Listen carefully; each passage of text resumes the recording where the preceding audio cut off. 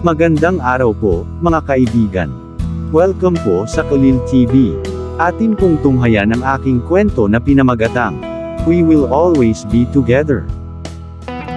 Pero kung bago ka pa lang sa aking channel, paki-like po ng aking video, paki-click po ng subscribe button gayon din ang bell icon para lagi kayong updated sa mga paparating ko pang uploads.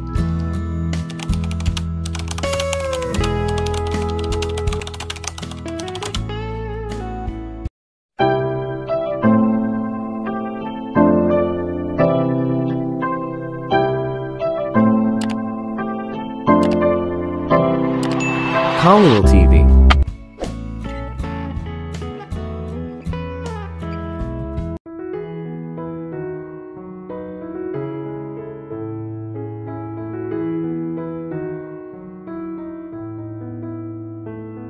Parang ilaw si Aiden bago pa man sila umalis sa dispensary, ngunit tumanggi si Juan Carlos na ilagay siya sa kanyang car seat, iginiit na hawakan siya sa buong biyahe pa uwi. Alam mo namang magiging okay siya diba? Pagtitiyak sa kanya ni Ivana sa ika-milyong beses. Ilang beses ding tumango si Juan Carlos. Alam ko, gusto ko lang siyang hawakan at wag na siyang bitawan. At pag-uwi natin gusto na din kita hawakan. Iyan ay maganda, napabuntong hininga si Ivana at ipinatong ang ulo sa balikat niya. May magagawa ako sa ilang hawak ngayon, takot na takot ako. Ako rin, pag-amin niya.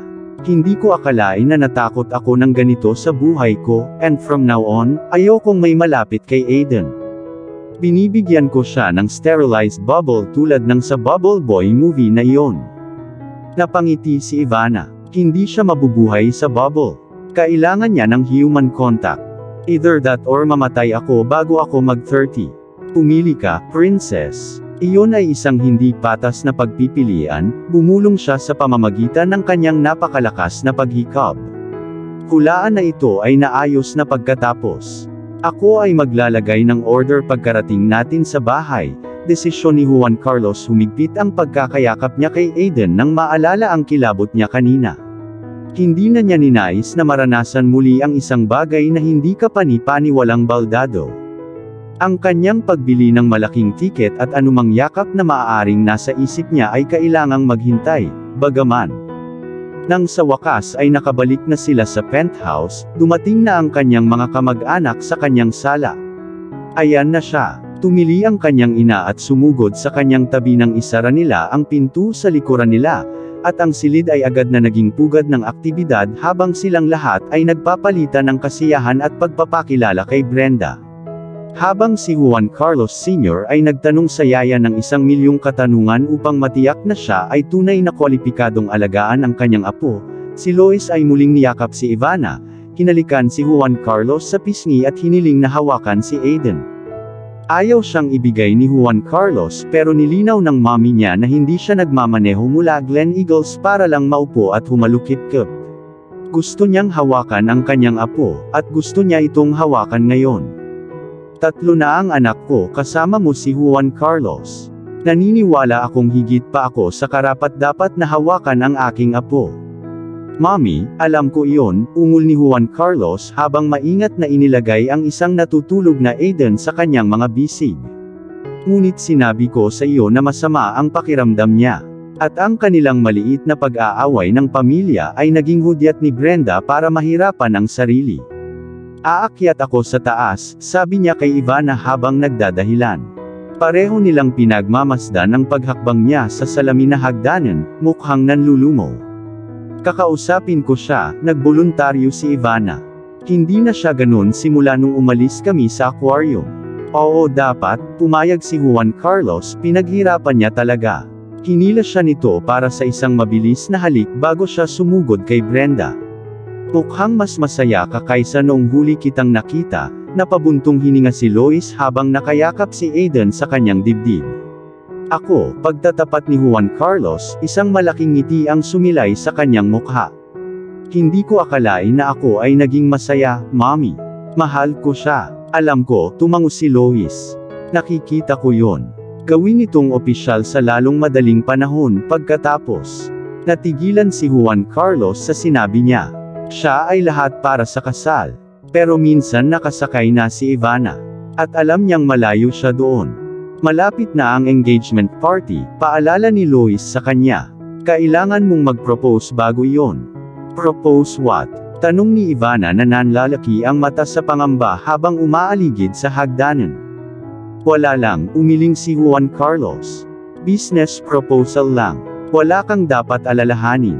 Kamusta si Brenda? Sinisisi niya pa rin ang sarili niya sa lahat, pero kinumbinsi ko siyang matulog ng mabilis. Sagot niya, nanliit ang mata niya. Sigurado si Juan Carlos na itutulak at isusundot niya ito, at mapupunta sila sa harap ng kanyang mga magulang, ngunit nagulat siya nang lumingon siya sa kusina para kumuha ng tubig sa refrigerator. Nakadikit pa rin ang mga mata niya kay Aiden, bumulwak si Lois, ang gwapo niya Ivana. Ginawa mo akong pinakamasayang lola sa Rock Castle. Nagulat sa mataas na papuri ng kanyang ina, ang isang nakatali sa dila na si Ivana ay namula at pinisil ang kanyang mga kamay sa harap niya, na tila nawala ng salita. Ang kamera ay hindi nagbibigay ng hustisya sa kanya. Pagpapatuloy ni Lois, tinutukoy ang mabilis na mga sulyap na nahuli nila kay Aiden sa board meeting. Napakahirap paniwalaan ni Juan Carlos na kahapon lang ito. Napakaraming pinagdaanan nila sa loob lamang ng isang araw ay handa na siyang mamuhay ng walang pangyayari ngayon. Kaya ano ang sinabi ng doktor? Ano ang problema ng aking mahal na apo? Tawag ng mommy niya sa balikat niya habang papunta siya sa sala at itinaboy ang mga kapatid niya sa sopa.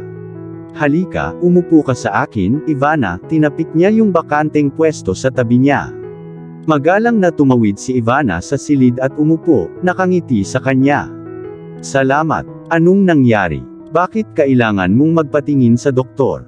Tanong ulit ni Lois. Nagkaroon siya ng severe allergic reaction, pinunan siya ni Ivana sa pangyayari sa aquarium bago siya mabigyang babala ni Juan Carlos na huwag magbahagi ng masyadong maraming detalye tungkol sa kanilang pagbisita sa emergency room.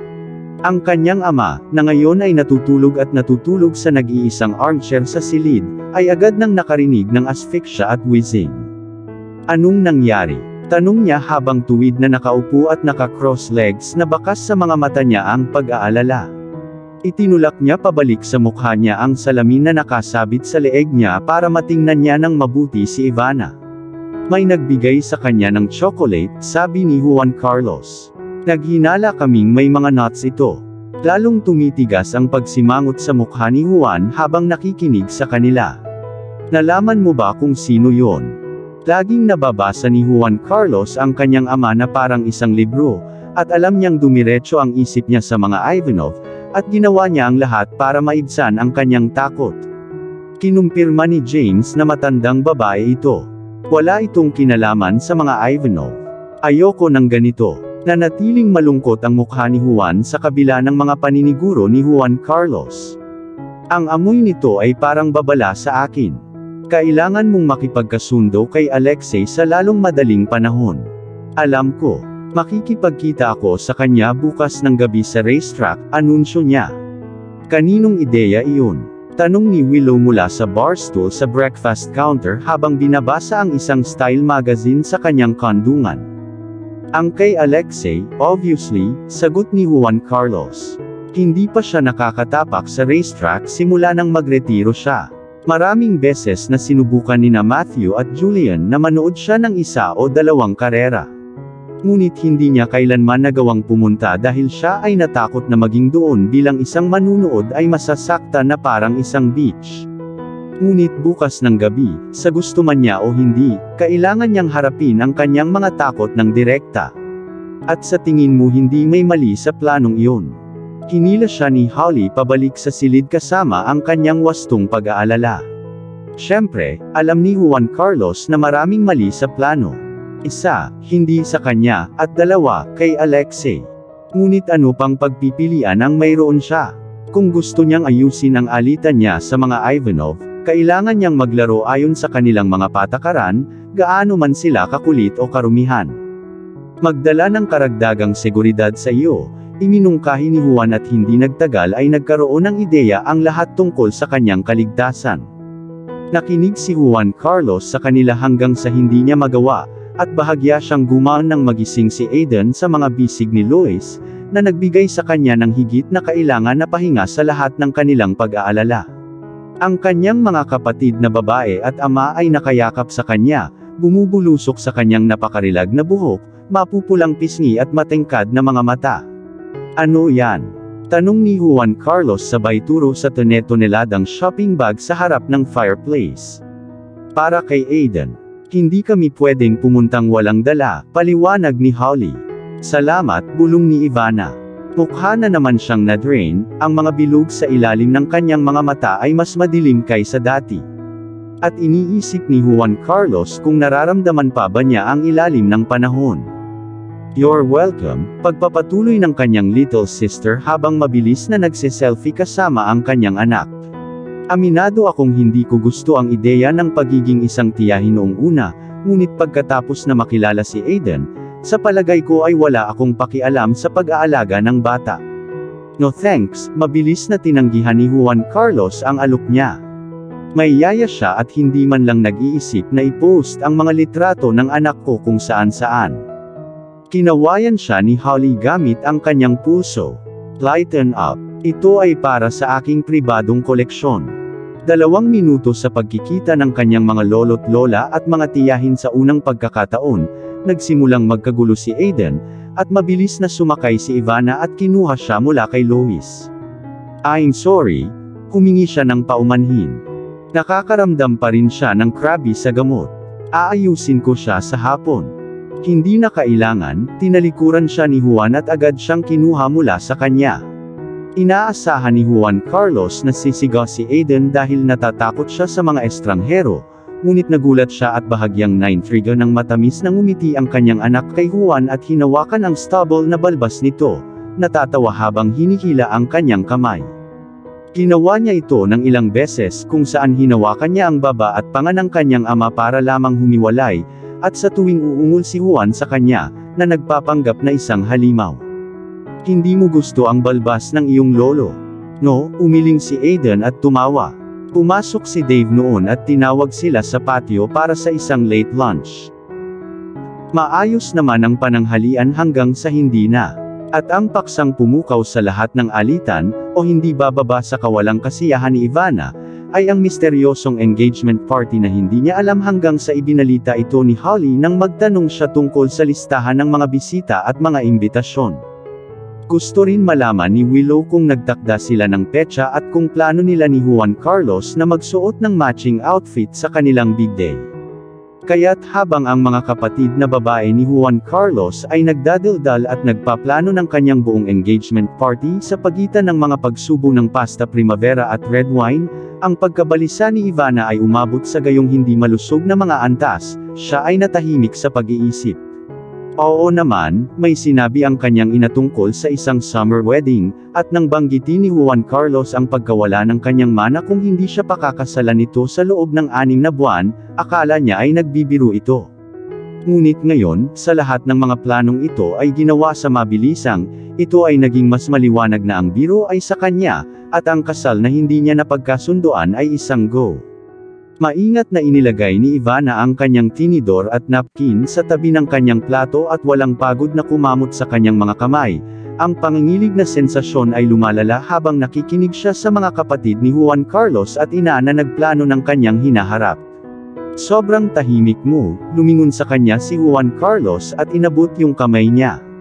Okay ka lang. Okay lang ako, pagsisinungaling niya at nagkamali ng pagsulyap sa kanya. At ang puso niya ay nag-cartwheels sa kanyang dibdib nang mahuli niya ang tingin sa mga mata nito, napakalambot nito, napakalinis, napabuga siya ng hininga.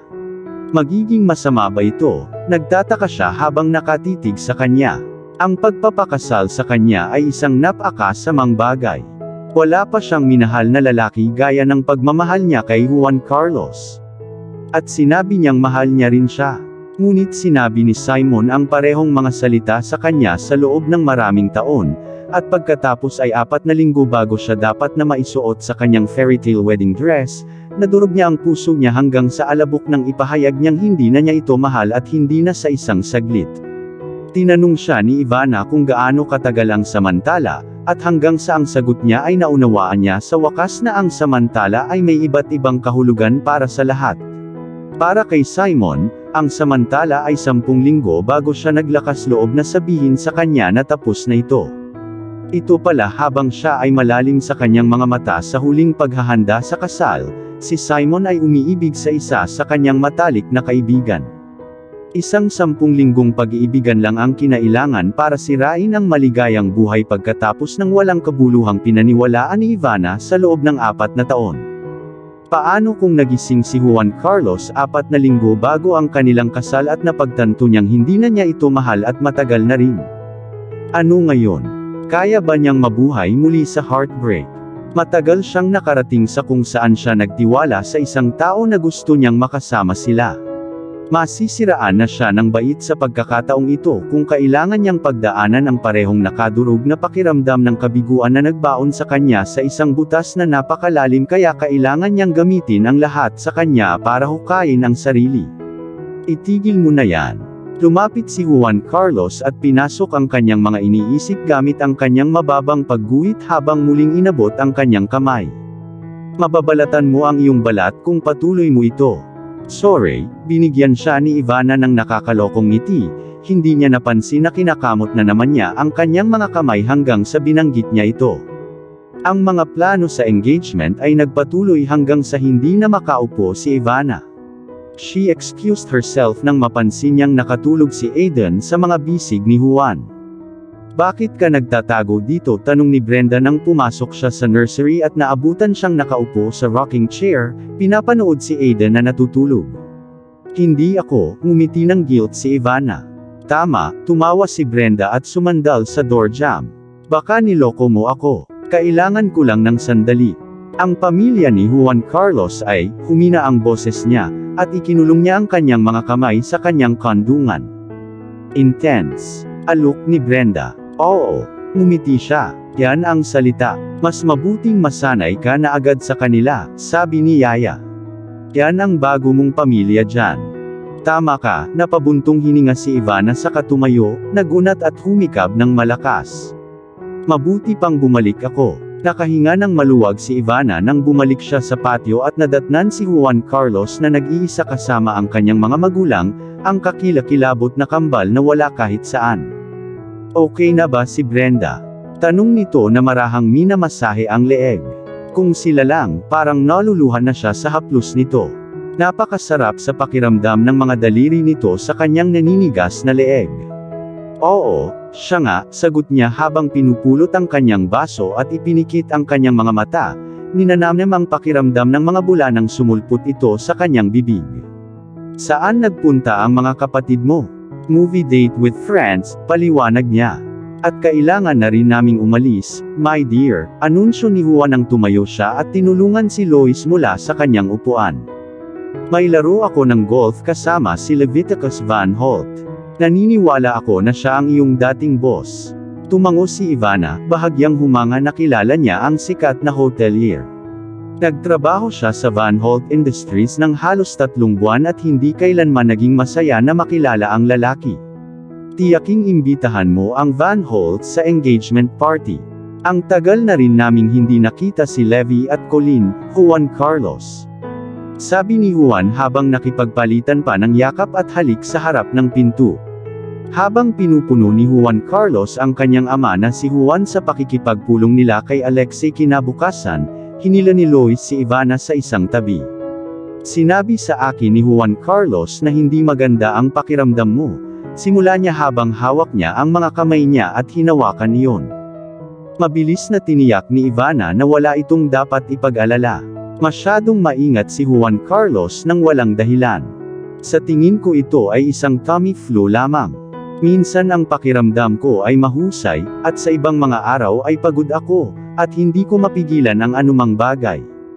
Ngayon ay isa sa mga magagandang araw. Lalong lumaki ang ngiti ni Lois habang nagpapaliwanag si Ivana. Dapat magdahan-dahan ka. Huwag kang mag-overwork sa sarili mo at kung patuloy ang pagduduwal mo, subukan ang ginger tea. Umiti pabalik si Ivana, ngunit mahinang tumunog ang mga warning bell sa isang lugar sa kanyang pagod na utak. Hindi niya nagustuhan ang mungkahi ng ginger tea.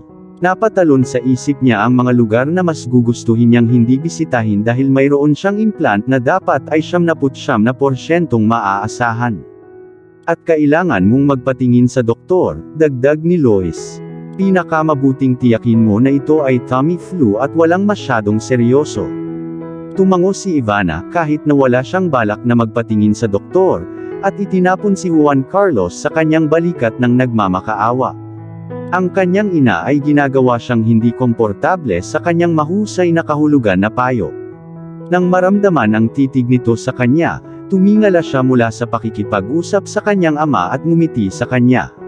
May kung anong bagay sa kanyang mga mata ang nagbigay sa kanya ng pagkabalisa dahil, sa loob ng ilang segundo, pagkatapos mangako na titigil sila sa isa sa mga araw para sa hapunan, pinalabas niya ang kanyang mga magulang sa bahay, at muli silang nag-iisa. Nakaramdam ng pagkapagod sa isip at pisikal na bigla, sumandal si Ivana sa counter at tumitig sa kawalan. I'm sorry, hindi ko sinasadyang paalisin ka sa kanila. Okay lang yan, bulong ni Juan Carlos at niyakap siya pabalik. Ang haba ng araw mo. Siya ay sumandal sa kanya, enjoying ang pakiramdam ng kanyang mga braso sa paligid sa kanya. Kung kaya niyang manatili sa yakap nito ng tuluyan, gagawin niya. Ngunit mayroon siyang mga bagay na dapat gawin, isang estate agent upang makipag-ugnayan at mag-reports upang maghanda para sa mga meetings bukas. Itinulak niya ang mga kamay nito, ngunit hinigpitan nito ang pagyakap sa kanya at hinalikan ang kanyang noo. Salamat, para saan? Tanong ni Ivana. Sa hindi mo ako inaaway sa engagement party sa harap ng parents ko. Tumingon siya at tinitigan siya, bakit ko naman gagawin yun? Dati si Laura kapag naiinis siya, at akala ko gagawin mo rin, lalo na pagkatapos ng pagkabulag. Hindi ako si Laura, Juan Carlos, sabi ni Ivana habang kumawala sa pagkakahawak niya. But it would have been nice to be given a heads up. Never akong pumayag na pakasalan ka. Sa totoo lang hindi mo man lang ako hiniling na pakasalan kita. Sasagot ka ba kung tatanungin ko? Tinitigan siya ni Ivana, biglang nablangko ang isip niya, at ang paulit-ulit niyang naririnig ay ang nakakatakot na boses na sumisigaw sa loob ng kanyang isipan, hinihimok siyang tumakbo at wag na lingunin dahil kung hindi, iiwan din siya ni Juan Carlos sa parehong paraan na ginawa ni Simon. Masyado siyang natagalan sa sagot niya, at tinanggap naman ni Juan Carlos ang kanyang katahimikan bilang pagtanggi. Kalimutan ang tanong ko, umiling siya at umakyat sa hagdanan. Natagpuan siya ni Ivana sa shower, na puno ng kanyang galit at pagkabigo ang banyo. Dapat niya sigurong iwan siya, hayaan mo siyang kumalma. Ngunit sa sobrang takot niya kapag hindi sila nag-uusap, maglalaho ang kanyang pagkabigo hanggang sa ito ay maging septic wound. Kaya binuksan niya ang pinto at sumilip sa loob. Pwede ba kitang samahan? Napabuntong hininga si Juan Carlos at nagkibit balikat. Dahil hindi ito tahasang pagtanggi, hinubad ni Ivana ang kanyang damit, pumasok sa loob at hinawakan siya. Kinikilabutan ako, pag-amin niya habang nakahilig ang ulo sa dibdib niya. Nang alin? Inalis ni Juan Carlos ang tubig sa mukha at sinilip siya. Naiiwan mo ako 4 na linggo bago ang kasal. Nagsalubong ang kanyang mga kilay, at ang kanyang bibig ay nasa isang tuwid na linya, hinanap ni Juan Carlos ang kanyang mukha. Anong pinagsasabi mo? Bakit 4 na linggo? That's a very specific time frame. Well, iniwan ako ni Simon 4 na linggo bago ang aming kasal, malungkot niyang ngiti. Isinara ni Juan Carlos ang gripo, hinila siya pababa sa basang tiles, at hinawakan siya, at unti-unti, binuksan niya ito. Sinabi niya sa kanya ang tungkol sa pagtatapos ng kanyang engagement, ang kanyang pagkawasak nang umalis si Simon, at ang kanyang mapanirang mga aksyon, na nagtapos sa kanilang pagsasama at, sa huli, si Aiden. Kaya hindi naman sa ayaw kitang pakasalan. Kinikilabutan lang ako. Lumapit ako nang napakalapit sa altar, at nanumpa ako na hindi na ulit ako dadaan sa kalsadang iyon, tapos si Ivana na medyo nanginginig sa biglang lamig sa kwarto. Ang mainit na singaw na umiikot sa loob ng shower ilang sandali ay nawala na, at ang mga tiles ay lumamig. Tumingin ka sa akin, sabi ni Juan Carlos. Umiling si Ivana. Ayaw niyang makita nito ang mga luha sa kanyang mga mata dahil alam niya kung gaano siya nandidiri na nakikita siyang umiiyak. Pero kahit anong pilit niyang pagsamahin ito ay hindi niya magawa. Siguro dahil ito ang unang pagkakataon na ibinahagi niya ang kanyang heartbreak sa iba maliban sa kanyang mga kaibigan, ang unang pagkakataon na hinayaan niya ang kanyang sarili na maging vulnerable sa harap ni Juan Carlos at papasukin siya sa madilim na panahon na iyon sa buhay niya. Utos ito princess, sabi nito sabay lingon sa kanya. Ibinaba nito ang ulo at hinalikan ang noo nito, ang panga at panghuli ang labi. Hindi ako si Simon. Bulong niya sa gilid ng bibig niya. Hindi kita iiwan 4 na linggo bago ang kasal natin. Hindi kita iiwan, period. But, no buts, umiling siya. Ikaw ang puso ko. Paano ko maiiwan ang puso ko? Lalong umiyak si Ivana sa mga bisig niya at niyakap siya ng mahigpit. Kailangan mong pabayaan ito ngayon, lahat ng masakit na iniwan ni Simon. Kailangan mong bitawan at bigyan mo ako ng puwang sa puso mo. Gusto kitang pasayahin, at alam kong kaya ko. Pero kailangan mo akong papasukin. Okay, tumango si Ivana. Gusto ko yan. Good, sabi niya habang hinihila siya pataas at sinimulang sabunin ang katawan niya ngayon. Eto ang plano, sasama tayo sa engagement party, at hanggat kaya ko itigil ko ang kasal. Pero kapag handa ka ng magpakasal, kailangan mong mag-propose sa akin. Bakit ako magpo-propose sa'yo? Tumawa si Ivana at tinampal ang hita niya na tumalsik sa mukha niya ang mga sabon. It was the funniest shit she'd heard in a while. Dahil sasabihin kong oo. Naaliw siya habang binubuksan muli ang gripo at itinulak siya sa ilalim ng mga jet sprays, ngunit ang walang humpay na tingin sa mga mata nito ay nagsasabing hindi siya nagbibiro. Seryoso ka? Tanong nito na nakapikit habang hinihila ang buhok niya pabalik. Bilang atake sa puso, tumango si Juan Carlos at hinila siya sa kanyang mga bisig. Hindi ko maayos ang pagtanggi. Kaya simula ngayon, nasa court mo na ang bola. Tigawan mo ako, at pangako sasabihin ko oo. Ngunit kailangan mong maging malikhain. Wala sa shit na itago ang singsing sa isang cake o something equally lame. Mag-isip ng di naaayon sa karaniwan. Nakalimutan mo na hindi na ako nagre-report sa iyo, sir. Tumayo siya sa tiptoes at hinalikan ang cleft nito. Kaya hindi ako tumatanggap ng utos mula sa iyo. Dahil hindi ko pa natatanggap ang resignation letter mo, ako pa rin ang boss mo, princess, seryosong sabi niya. Ngayon, lumuhod ka na. Sumunod si Ivana, alam na alam niya kung ano ang darating, ngunit hindi siya nag-aral para dito at walang nakakatakot na clue kung ano ang inaasahan sa kanya. She'd wing it, though, halos tulad ng kanyang trabaho bilang kanyang assistant. Touch me, utos ni Juan Carlos. Na, alam ni Ivana kung paano gawin. Kaya ginawa niya, lumalakas ang loob ng mas mahirap na lumaki ito sa kanyang mga kamay. Ngayon, tumingin siya sa kanya, pinananatili ang eye contact, ang kanyang mukha ay namumula sa gutom, ang kanyang mga mata ay bumabagyo sa pangangailangan. Sa loob ng ilang minuto, ang narinig lang ni Ivana ay ang mga tunog ng pag-spray ng tubig na pumapalibot sa kanila at ang mga ungol ni Juan Carlos habang dahan-dahang ginagamit ang kanyang mga labi at dila na kasabay ng kanyang mga kamay sa pag-alog ng kanyang mundo. Pagkatapos nilang mag-shower ay dumaan si Juan Carlos sa nursery para tingnan si Aiden. Gaya ng dati, sinipa na ng kanyang anak ang kanyang kumot, ngunit ang kanyang plushie ay nakadikit pa rin sa kanyang tagiliran, ang kanyang maliit na kamay ay nakapulupot sa braso ng laruan. Sumandal siya sa crib at hinalikan siya sa noo, at idinilat ni Aiden ang mga mata niya at napangiti siya ng ganun kadali. Daddy, antok na buntong hininga niya. Yes baby, nakangiting sagot ni Juan Carlos habang tinatakpan siya ng kumot. Natutulog si Nemo. Bulong ni Aiden bago muling ipinikit ang kanyang mga mata, at parang ilaw siya. Yes siya ay. At dapat, ikaw din. Matulog ka ng mahimbing, cool Aiden, bulong niya habang hinahalikan siyang muli at pinalabo ang ilaw bago siya umalis sa nursery, may panghihinayang sa mga mata nito. Halos wala na siyang oras kasama ang kanyang anak, at ang mga susunod na linggo ay hindi rin magiging madali sa sandaling masangkot siya sa mga Ivanov.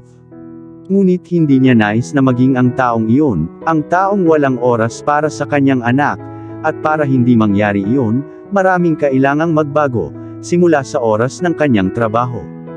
Tatawag na sana ako ng search party, tumingala si Ivana mula sa paperback na hawak niya at ngumiti nang pumasok siya sa kwarto nila. Miss na kita. Umisi siya habang inihagis ang tuwalya sa sahig at pumasok sa ilalim ng mga covers. Hindi ka natutulog sa akin ng hubot-hubad. Nilagay niya yung libro sa bedside table at tinanggal yung salamin niya. Magbihis ka na. Pipigilan mo ba ako, princess? Alam mo namang natutulog akong nakahubad. Tumawa si Juan Carlos at hinila siya sa braso niya. Anyway, kailan mo ba isasara ang bahay mo? Makikipagkita ako sa estate agent isang araw. Ngunit kailangan naming bumalik sa lalong madaling panahon, sagot niya. Natigilan si Juan Carlos, hindi niya nagustuhan ang anunsyo niya. Bakit? Akala ko lilipat ka na sa akin. We are, pero maraming kailangang mangyari bago iyon, sagot niya. Wala man lang akong damit pang trabaho, at hihiramin ko ang isa sa mga shirt mo bukas. Maraming katulad. Hiningi niya. Parang napakaraming excuses at delaying tactics sa kanya. Ngunit matapos siyang ipasa ni Ivana sa kanyang napakadetalyadong checklist, mula sa pagtatapos ng mga renovations hanggang sa pagpapasya kung ano ang gagawin sa mga furnitures ng kanyang lola, napagtanto niyang tama siya, ang paglipat ng bahay ay hindi kasing simple ng pag-iimpake ng mga bags. Tapos yung issue sa bahay mismo. Ibebenta ko ba ang lugar o parentahan ko ito? Ano sa tingin mo? Pagod na pagod si Juan Carlos sa pag-iisip. Ngunit ngumiti pa rin siya, sa tingin ko dapat mong gawin ang pinakamahalaga. Ang pagbebenta nito ay mas makatuwiran, sabi ni Ivana. Pagkatapos ay matutulungan ko si Cassandra sa kanyang studio. Ano ang problema sa kanyang studio? Pinuno siya ni Ivana sa nahihirapang negosyo ng kanyang mga kaibigan. Malamang na nahimatay siya habang nagsasalita siya dahil nagising siya sa mga tunog ng kanyang mabigat na pag-ihi makalipas ang ilang oras. Inabot niya ang phone niya at tinignan ang oras. 4:13 AM. Itinulak niya ang mga covers sa isang tabi, handa nang pumunta at tingnan si Ivana. Ngunit biglang bumukas ang pinto ng banyo, at mukhang zombie mula sa isa sa mga palabas sa TV na iyon, gumapang siya palabas. Sorry, nagising ba kita? Tanong niya habang kinakaladkad ang sarili pabalik sa kama. No, gising ako, pagsisinungaling ni Juan Carlos at ibinuka niya ang mga braso niya, at yumakap siya, ipinatong ang ulo niya sa dibdib niya. Pupunta tayo sa ospital ngayon, anunsyo niya. Hindi. Umiling si Ivana, tinatanggihan siyang entertain, hindi na kailangan. Masyado kang maraming mahahalagang meetings ngayon, kaya maaari na lang tayong huminto sa pharmacy patungo sa trabaho. At ang pagtatalo na hindi nakita ni Juan Carlos ay nawalan ng kontrol ng napakabilis, at sa loob ng ilang minutong tensyon, pareho silang nawalan ng gana. Hindi niya maintindihan kung bakit ayaw humingi ng tulong ni Ivana, at iginiit nitong hindi na niya kailangang pumunta sa ospital. Siya ay ganap na okay. Hindi ako sigurado kung saang mundo nagbubuga ng iyong loob araw-araw ay itinuturing na okay. It's a tummy bug, she insisted. I don't need a goddamn hospital. Magiging maayos ako. Anong kinakatakutan mo? Tanong ni Juan Carlos nang bumangon siya sa kama, lumakad papunta sa walk-in closet, at sinuot ang kanyang damit pang exercise at running shoes. Bakit takot na takot ka sa mga ospital? Tanong niya nang bumalik siya sa kwarto at umupo sa gilid ng kama.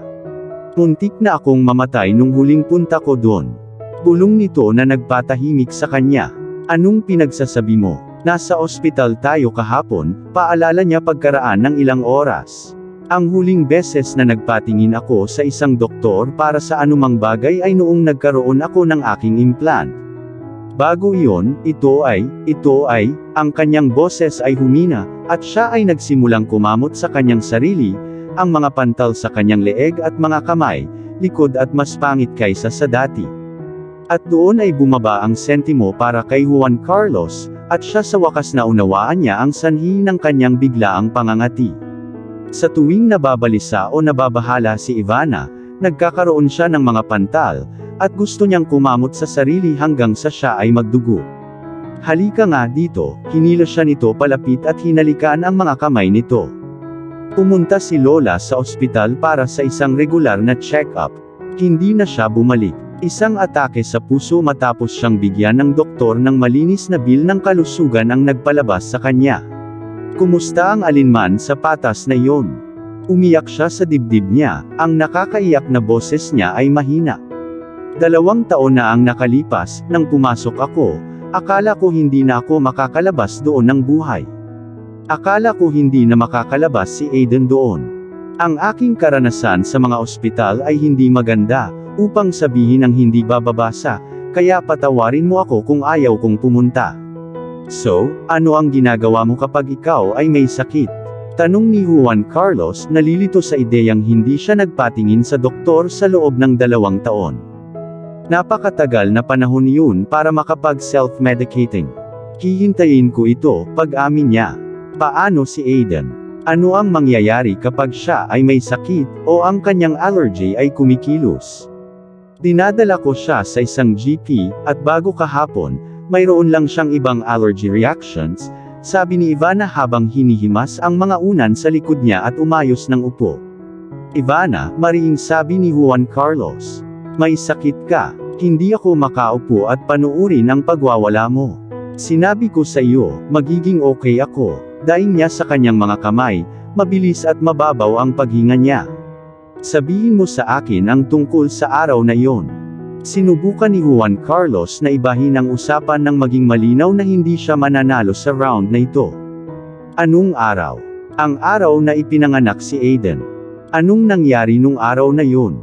Isinandal niya ang sarili sa kanyang siko at hinaplos ang pisngi nito.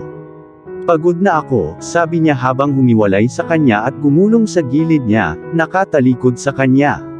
Kailangan kong malaman ang pinagdaanan mo, Ivana. Simula nang malaman ko na akin si Aiden, pinagmumultuhan ako ng mga salita mo sa opisina ni Dr. Linda. Para sa aking kapayapaan ng isip, mangyaring sabihin sa akin kung ano ang nangyari. Tanong ni Juan Carlos na napabuntong hininga habang umuupo at sinuklay ang kamay sa buhok niya. Umupo rin siya, itinaas ang mga tuhod at hinila ang mga covers sa baba. Ako ay nagkaroon ng isang medyo madaling pagbubuntis, siya ay nagsimula sa isang boses bahagya sa itaas ng isang bulong. Well, hanggang sa araw na iyon, I guess, kapag out of the blue, naisip ko ang aking palatubigan ay nabasag. Ngunit lumala ang pagdurugo ko, kaya isinugod ako ni Lola sa ospital. Ang sabi ng doktor ay placental abruption ito, at kailangan nilang gumawa ng emergency cesarean section. Pero hindi humihinga si Aiden. Mula sa kanyang walang emosyong boses, halos parang inalis na niya ang kanyang sarili sa sitwasyon. Alam ni Juan Carlos na hindi ito kasing clinical gaya ng inaakala niya. Kahit anong pinagdaanan niya ay sobrang nakakatakot kahit ang maingat niyang piniling mga salita ay hindi maitago sa kanyang mga mata ang lagim ng araw na iyon. Kinailangan ng ilang pagsubok para maibalik siya. Nagpatuloy siya nang makapagsalita siya muli. Ang sabi ng mga doktor ay magiging okay siya. Pero minsan, hindi ko maiwasang magtaka kung may kinalaman ba ang mabagal niyang pag-unlad sa araw na iyon at kung iba ba ang nagawa ko. He's the sweetest, most caring boy, ngunit dapat ay higit pa ang ginagawa niya, at ako ang may kasalanan. Nararamdaman daw ng mga mommy ang mga bagay na ito, ngunit wala akong naramdaman, at hindi ko alam na pinapatay siya ng aking katawan. Dapat alam kong may mali. Humina ang boses niya, at napahikbi siya, at ang tanging nagawa ni Juan Carlos ay ang yakapin siya sa pamamagitan ng kanyang pagbaha ng luha, na sana ay hindi siya pinilit na pag-usapan ang tungkol sa araw na iyon. Malinaw na sa kanya ngayon, hindi na siya tuluyang gumaling at ang pagpapalaki nito ay walang nagawa kundi ang magbukas ng mga lumang sugat. Si Aiden ay perpekto, hinalikan niya ang kanyang noo at niyakap siya ng mas mahigpit, na pinahid ang kanyang mga luha. At wala kang ginawang mali. Hindi mo sana alam na may mali sa kanya. Pero, umiling si Juan Carlos. Late bloomer lang si Aiden tulad ko. Hindi ako nagsimulang magsalita hanggang 3 taong gulang ako, kaya wala kang dapat ipag-alala. At ngayon hindi na kita mapatahimik. Natawa si Ivana sa announcement niya pero hindi pa rin mawala ang luha sa mata niya. "You don't want to shut me up," ngumiti siya ng nakakaloko at hinalikan siya ng dahan-dahan. "Pupunta ako sa gym, at babalik ako sa 1 oras. Hilingin kay Clara na maghanap ng puwang sa aking araw, at pupunta tayo sa Mediclinic." Sinubukan niyang makipagtalo, ngunit wala siya nito. Siya mismo ay hindi fan ng mga ospital. Siya ay gumugol ng napakaraming oras doon noong ang kanyang ama ay may sakit, at sa pinakamatagal na panahon, naisip niyang hindi na mawawala ang amoy ng disinfectant sa kanyang mga butas ng ilong. Ngunit ang pag-upo sa tabi at pinapanood si Ivana na naglalaho ay wala sa tanong. Bumangon na si Dave, nagmumuni-muni sa kusina. "Mr. Jackson, hindi ka ba nahuhuli sa trabaho, sir?" Tanong niya sabay titig sa gym bag niya. "May pamilya na ako, Dave," ngisi ni Juan Carlos. "Hindi ko na kailangan pumasok ng maaga sa trabaho." "Siyempre." Tumango ang mayordomo sa kanyang pagsang-ayon. "Kahanga-hanga ang ginagawa ng misis at ng baby sa iyo. Na sila na." Pumayag siya, na dumukot ng mansanas mula sa mangkok ng prutas habang isinakbit niya ang kanyang gym bag sa kanyang balikat. Siguraduhin kumain si Ivana kapag nagising siya. "Kamusta ang baby, sir?" Tanong ni James nung sumakay si Juan Carlos sa kotse. "Binigyan niya kami ng matinding takot," dagdag ni Steven. Sa pagitan ng mga kagat ng kanyang mansanas, siniguro ni Juan Carlos sa kanila na okay si Aiden, mas mabuti kaysa sa kanya pagkatapos ng kanilang pagbisita sa ospital. "Okay lang ba si Miss?" Tumigil sa pagmuya si Juan Carlos at hinawakan si James sa salamin. "Bakit mo natanong? She looked very drained kahapon, yun lang." At nabanggit ni Dave na marami na siyang naisusuka. "So, absent na tanong ni Juan Carlos at siya mismo ang nag-scroll sa phone niya papunta sa school sa placental abruptions. Kung nagpapansin lang siya, mapapansin niya ang nakakaalam na tingin ng 2 lalaki sa harapan. Ginugol niya ang kalahati ng biyahe papunta sa gym na sinusubukang maunawaan ang lahat ng medical na jargon, at lahat ng libu-libong link na naklik niya ay nagsabi sa kanya ng parehong bagay.